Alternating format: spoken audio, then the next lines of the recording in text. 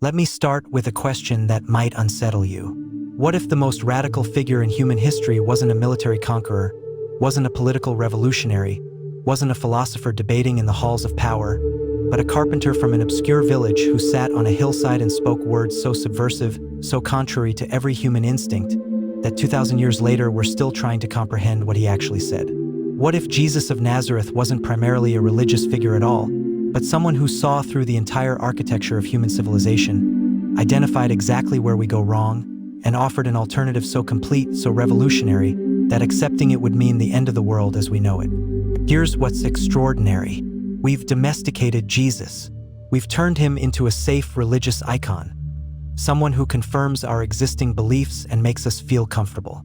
But the actual Jesus, the one who taught on that mountain in Galilee, was the most dangerous person imaginable to every established system of power. He didn't just offer spiritual comfort. He launched a complete revolution in human consciousness. And when you really hear what he said, when you strip away centuries of religious packaging and encounter the raw teaching, it's so challenging, so contrary to everything we naturally believe, that you have to make a choice. Either dismiss him entirely or let his words completely restructure how you understand reality. There's no middle ground. So for the next 30 minutes, we're going to do something most people never do. We're going to actually listen to Jesus. Not to what we've been told he said, not to how his teaching has been filtered and softened, but to the actual revolutionary claims he made. And I'm going to show you why the religious establishment wanted him dead, why the political powers feared him, and why his teaching remains the most transformative force in human history. The scene itself is significant. Jesus doesn't position himself in Jerusalem, in the temple, among the religious authorities. He doesn't go to Rome, to the seat of political power. He goes to a hillside in Galilee, among common people, farmers and fishermen and the poor, and he sits down. That posture matters. In that culture, when a rabbi sat, it meant he was delivering authoritative teaching. And the first words out of his mouth shattered everything his audience thought they knew about blessing, about God's favor, about what makes life worth living. Blessed are the poor in spirit, for theirs is the kingdom of heaven. Think about who Jesus is talking to. These are people living under brutal Roman occupation. They've been taught their entire lives that God blesses the powerful, the successful, the religiously perfect. The Pharisees with their meticulous rule-keeping, the wealthy who can afford temple sacrifices, the Roman overlords who clearly have divine favor because they have all the power. That's what blessing looks like to the observable world. And Jesus looks at this crowd of nobodies, people with no power, no status, no religious credentials, and he says, "You, the ones who know you're spiritually bankrupt, who have nothing to offer, who can't pretend you have it together, you're the blessed ones. The kingdom of heaven belongs to you." This isn't comforting. It's revolutionary. Jesus is saying that God's entire value system is inverted from human assumptions. What we think makes someone blessed, what we spend our lives pursuing, God sees as irrelevant or even as obstacles. And the people we dismiss, the ones who failed, who are broken, who have no impressive spiritual resume, they're the ones who can actually receive what God offers because they know they need it. Do you see what Jesus is doing here? He's not just offering comfort to the downtrodden. He's completely dismantling the religious and social hierarchy. He's saying that all the striving, all the image management, all the attempts to prove your worth to God and others, that's actually what disqualifies you. The kingdom belongs to those who've given up the pretense. And this reveals something crucial about who Jesus is. He's not a motivational speaker trying to help you achieve your dreams. He's not a life coach helping you optimize your potential. He's someone who looks at human nature with brutal honesty and says, "Everything you think you want is killing you. Everything you think makes you valuable is worthless.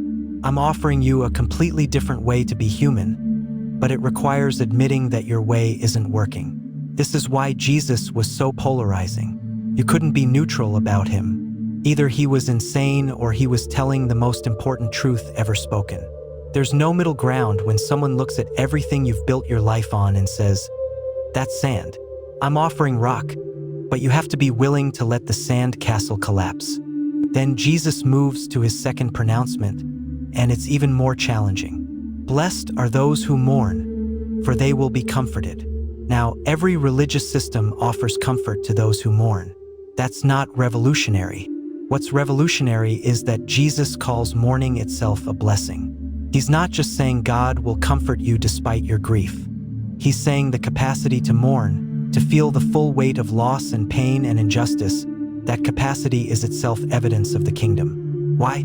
Because mourning means you're still alive to what's wrong, still capable of being broken by brokenness, still refusing to accept suffering as normal. Look at who Jesus is contrasting himself against. The religious leaders of his day had created elaborate systems to explain suffering. If you're suffering, you must have sinned. If you're blessed, you must be righteous. It's all very neat, and it keeps people from asking dangerous questions. The Roman overlords had a different system. Might makes right. The strong dominate the weak. That's just how reality works. Stop complaining. Both systems require you to either blame the victims or become numb to their pain. Jesus rejects both completely. He looks at suffering and says, "This is wrong. This breaks my heart. And if it doesn't break yours, something in you has died." This is Jesus as a revolutionary. He's not offering an explanation for suffering that makes it easier to accept. He's saying suffering should break you, injustice should enrage you, loss should devastate you, because that's the only honest response. And then he promises comfort, but not the kind that numbs you to pain. The kind that comes from knowing you're not alone in seeing what's wrong, from knowing that God himself mourns with you, from knowing that this brokenness isn't the final word. Do you see why this was threatening? Because a population that mourns, that refuses to become numb to injustice, that's a population that demands change. Jesus isn't offering opium for the masses. He's offering truth that makes comfortable arrangements impossible. Then comes perhaps the most famous statement from this entire sermon, and we've completely misunderstood it. Blessed are the meek, for they will inherit the earth. We think meek means weak, passive, letting people walk over you. That's not even close to what Jesus meant. The word he used describes strength under control, power exercised with wisdom, the capacity for force combined with the choice for restraint. And Jesus makes this audacious claim. These people, not the aggressive, not the dominating, not the violent, these people will inherit the earth. Think about what Jesus is claiming here. He's looking at the Roman Empire, the most powerful military force the world had ever seen, built entirely on domination and conquest, and he's saying, they won't last. The meek will outlast them. And he was right. Where's Rome now? But the movement Jesus started, built on completely opposite principles, has endured for 2 millennia. This wasn't wishful thinking. This was Jesus seeing something fundamental about how power actually works. Domination creates resistance. Violence creates retaliation. Fear creates resentment. You can control people for a while through force, but you can't create anything lasting because you're building on fear, and fear is an inherently unstable foundation. But meekness, strength that doesn't need to constantly prove itself, power that serves rather than dominates, that creates something entirely different, creates loyalty, genuine transformation, movements that outlast their founders. Jesus embodied this completely. He claimed ultimate authority, but he wielded it through service, through sacrifice, through appealing to conscience rather than coercing through threat. And he built something that the most powerful empire on earth couldn't destroy. This is Jesus as a strategic genius. He understood power at a level that military commanders and political leaders still don't grasp. The meek inherit the earth not because they're weak, but because they're the only ones building anything worth inheriting. Jesus continues, "Blessed are those who hunger and thirst for righteousness, for they will be filled." And again, we have to understand who Jesus is and what he's saying. Righteousness here isn't about following religious rules. It's about things being as they should be, about justice, about proper relationship, about reality functioning according to its true design. And Jesus is identifying people who have this deep, visceral hunger for things to be made right. Not people who are content with comfortable religion. Not people who've made peace with injustice as long as it doesn't affect them personally. But people who are consumed with this vision of how things should be and this determination to move reality toward that vision. This is Jesus calling people to a mission that will consume their entire lives. He's not offering a spiritual hobby you practice on weekends. He's describing a hunger that will drive everything you do, a thirst that won't be satisfied until the kingdom he's announcing actually comes. And who does this describe? Every prophet, every reformer, every person who's made significant change in human history. They were people possessed by this vision of righteousness, unable to rest while things remain broken. Jesus is saying, this hunger is blessed. This restlessness with the status quo is evidence of the kingdom. Don't let anyone tell you to be satisfied with how things are. Your hunger for more, for better, for things to be made right, that's from God. But then Jesus says something that reveals his stunning wisdom about human nature. The way you pursue that righteousness matters enormously. Blessed are the merciful, for they will receive mercy. Jesus knows that people hungry for righteousness can easily become harsh, judgmental, unmerciful. If you care deeply about right and wrong, it's natural to become contemptuous of people who don't measure up, to see the world divided into good people and bad people, to lose compassion in your pursuit of justice. And Jesus says that path leads to destruction, both for others and for yourself. True righteousness, the kind that actually reflects God's character, combines truth-telling with mercy, justice with compassion, high standards with patient grace toward human failure. This is Jesus revealing his own character. He was absolutely uncompromising about truth. He called out hypocrisy, exposed self-righteousness, challenged corruption. But he extended outrageous mercy to people everyone else had written off. The prostitutes, the tax collectors, the collaborators with Rome, the ritually unclean. He ate with them, touched them, treated them as fully human when everyone else had categorized them as beyond redemption. This is what made Jesus so dangerous. He combined moral clarity that threatened every comfortable arrangement with mercy that undermined every hierarchical system. You couldn't use him to justify your prejudices because he kept eating with the wrong people. But you couldn't use him to excuse your sin because he kept calling people to transformation. Blessed are the pure in heart, for they will see God. Jesus is describing himself here, whether his listeners realized it or not. Purity of heart means having an undivided will, wanting one thing with your whole being. And Jesus had that completely. Everything he did, everything he taught, every choice he made was oriented toward one purpose: revealing the Father, bringing the kingdom, reconciling humanity to God. There was no hidden agenda, no secret ambition, no gap between his public teaching and his private character. And this purity, this absolute integrity, gave him a clarity of perception that was supernatural. He saw through people's pretenses, discerned their thoughts, understood their motives, perceived spiritual reality with perfect accuracy. This is what made Jesus so unsettling to be around. You couldn't hide from him. He saw everything, and he responded to what was actually there rather than to the image people projected.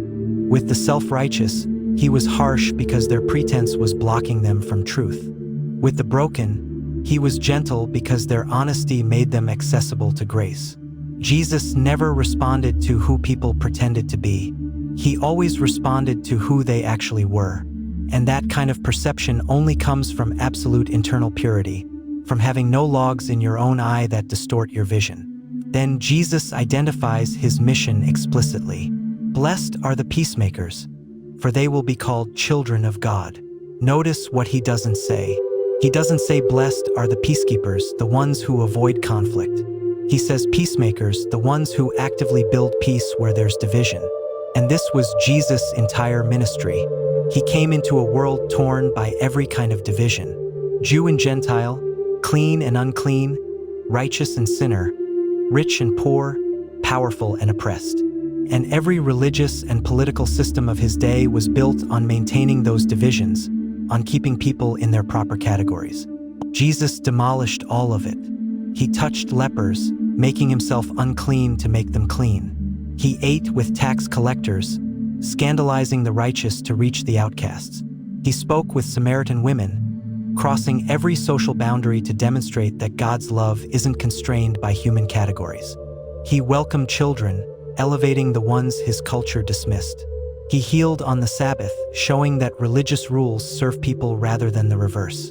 He announced a kingdom where there's no Jew or Greek, no slave or free, no male or female, just humans equally loved by God and called to love each other. This is peacemaking at a cosmic level. Jesus wasn't trying to smooth over conflicts. He was dismantling the entire system of division that makes conflict inevitable. And this brings us to the most revealing statement of all. Blessed are those who are persecuted for righteousness' sake, for theirs is the kingdom of heaven. Blessed are you when others revile you and persecute you and utter all kinds of evil against you falsely on my account. Jesus knew exactly what was coming. He knew that this teaching, this way of being, this challenge to every human system of power and privilege would get him killed. And he went ahead anyway, because Jesus wasn't trying to build a comfortable religion. He was announcing a kingdom that threatened every kingdom built on injustice, greed, domination, and division. Think about what Jesus is saying here. He's warning his followers, if you actually live this way, if you embody these values, if you refuse to play the games everyone else is playing, they will come after you. The comfortable will be threatened by your honesty. The powerful will be threatened by your refusal to dominate. The greedy will be threatened by your generosity. The religious establishment will be threatened by your mercy. The political authorities will be threatened by your allegiance to a different kingdom. They will lie about you, attack your reputation, try to destroy you. And then he says, blessed are you, not despite the persecution, but in some sense because of it. Because persecution proves you're living in alignment with something real, something that threatens the darkness, something worth opposing. Jesus embodied this completely. He was opposed by everyone with power. The Pharisees hated him because he exposed their hypocrisy. The Sadducees hated him because he threatened their political arrangements with Rome. The Roman authorities feared him because his kingdom claims challenged Caesar's. The crowds turned on him when he refused to be the kind of Messiah they wanted, the military liberator who would overthrow Rome through violence. And Jesus went to the cross willingly, not because he was weak, not because he had no choice, but because he was demonstrating the ultimate truth of his own teaching. The way to victory isn't through domination, but through sacrificial love. The way to overcome evil isn't through violence, but through absorbing it and refusing to return it. The way to establish a lasting kingdom isn't through force, but through transformation of human hearts. This is who Jesus actually is. Not a gentle religious teacher offering comforting platitudes, but someone who saw through every human system, identified exactly what's wrong with how we structure power and pursue significance in organized society, and offered a complete alternative. An alternative so radical that it got him executed. An alternative so compelling that it launched a movement that's transformed billions of lives. An alternative so true that 2,000 years later, we're still trying to fully grasp what he was saying. But here's what's crucial to understand. Jesus didn't just teach these principles. He lived them perfectly. He was poor in spirit, never claiming authority for himself, but always pointing to the Father. He mourned, weeping over Jerusalem, being moved with compassion by suffering. He was meek, having all power but exercising it with perfect restraint. He hungered for righteousness, his entire life oriented toward bringing the kingdom. He was merciful, extending forgiveness even to those crucifying him. He was pure in heart, absolutely unified in purpose, seeing reality with perfect clarity. He was the ultimate peacemaker, reconciling humanity to God at the cost of his own life. And he was persecuted, suffering the ultimate injustice to accomplish the ultimate justice. So when Jesus teaches these principles, he's not just offering good advice. He's describing himself. He's saying, this is what it looks like to be fully human, to live in perfect alignment with reality as God designed it. I'm showing you what you were created to be, and I'm inviting you to follow me, to let your life be transformed until you embody these same qualities. This is why Jesus could say things like, I am the way, the truth, and the life without it being arrogance. He wasn't just claiming superior knowledge. He was saying, I am reality itself made visible. Follow me and you're aligning with truth. Reject me and you're building on illusion. Now, Jesus takes all of this teaching and brings it to a point with a story about two builders. One builds on rock, on the solid foundation of hearing Jesus' words and doing them. The other builds on sand, on hearing the same words but not acting on them. And when the storms come, the house on rock stands while the house on sand collapses. This isn't just a nice illustration. This is Jesus making an absolute claim. He's saying, my teaching isn't one option among many. It's not a spiritual path you can take or leave. It's the description of how reality actually works. Build your life on this and you'll stand. Build on anything else and you'll collapse. The question isn't whether you like what I'm saying or whether it fits your existing beliefs. The question is whether you're going to stake your life on it. Think about the audacity of this claim. Jesus, an itinerant teacher with no credentials, no army, no political power, no wealth, standing in front of a crowd of nobodies, saying, everything I've just told you is the absolute truth about reality. Your eternal destiny depends on whether you hear these words and do them. Who talks like that? Either someone who's delusional or someone who actually knows. There's no middle ground. And then Jesus proved which one he was by dying and rising again, by launching a movement that outlasted every empire that tried to destroy it, by transforming more lives than any other figure in human history. This is why you can't treat Jesus as just a good moral teacher. He won't allow it. He makes claims that are either true or insane. He demands allegiance that's either deserved or megalomaniacal. He offers transformation that's either real or fraudulent. You have to decide. Is Jesus who he claimed to be, the Son of God revealing the Father, the one in whom all reality is held together? Or is he history's most successful con artist? But what you can't do is say, he was a good teacher with some helpful ideas. Because good teachers don't claim to be the way, the truth, and the life. Good teachers don't say your eternal destiny depends on your relationship with them. Good teachers don't promise to be with you always, to the end of the age. Jesus claimed to be God. And if that's true, then everything changes. Let me show you what I mean. If Jesus is just a wisdom teacher, then his ethical teachings are suggestions you can consider alongside other philosophical systems. Take what resonates, leave what doesn't. But if Jesus is actually God incarnate, if he's the one who designed reality and knows how it works, then his teaching isn't suggestions. It's the operating manual for human life. Ignoring it isn't just unwise. It's suicidal. It's like ignoring the instructions for a complex machine and wondering why everything keeps breaking.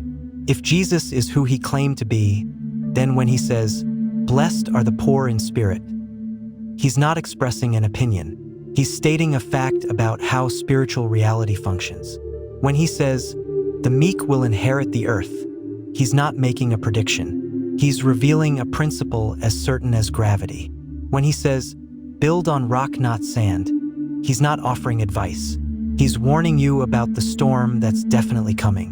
This is what makes Jesus absolutely unique among religious founders. Buddha offered a path to enlightenment through detachment. Muhammad offered submission to Allah's will through religious law. Confucius offered social harmony through proper relationships. These are all systems you can follow or not follow. But Jesus didn't offer a system. He offered himself. He said, "I am the bread of life. I am the light of the world. I am the resurrection and the life. Come to me, follow me, abide in me." The entire Christian faith isn't about following principles. It's about relationship with a person who claims to be God and proved it by conquering death. So when we read the Sermon on the Mount, we're not just reading good ethical teaching. We're encountering Jesus, the one who spoke these words with absolute authority, the one who lived them perfectly, the one who died to make it possible for us to live them, the one who rose to prove that everything he said was true, the one who sends his Spirit to transform us from the inside until we actually become the kind of people he describes. This isn't self-help. This is divine intervention. Jesus isn't trying to modify your behavior through willpower. He's offering to fundamentally transform your nature through his presence. Here's what this means practically. You cannot live the Sermon on the Mount through human effort alone. It's impossible. Try to be poor in spirit and you'll discover your pride is deeper than you imagined. Try to mourn appropriately and you'll discover your heart is harder than you knew. Try to be meek and you'll discover your need for control is overwhelming. Try to hunger for righteousness and you'll discover how easily you settle for comfort. Try to be merciful and you'll discover your capacity for resentment.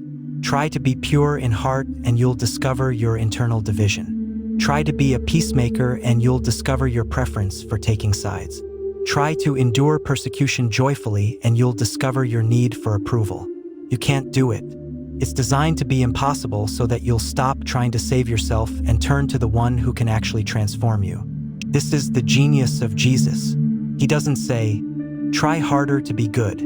He says, "You can't be good enough. You need me. I'll give you my Spirit who will produce in you what you cannot produce in yourself. My yoke is easy and my burden is light, not because I demand less, but because I provide the power to do what I demand."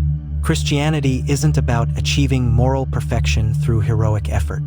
It's about receiving transformation through relationship with Jesus. The Sermon on the Mount describes the character of people who've been with Jesus, who've been changed by Jesus, who are being conformed to Jesus. It's not a to-do list for earning God's favor. It's a description of what God's favor produces in human lives. So the question isn't whether you can live up to these standards. The question is whether you're willing to come to Jesus, to acknowledge your need for Him, to let Him transform you into the kind of person who actually can embody these principles, not through willpower but through His power working in you. The question is whether you'll build your life on the rock of Jesus Himself or on the sand of your own efforts and plans and systems. Because the storms are coming. For every human life, crisis is guaranteed.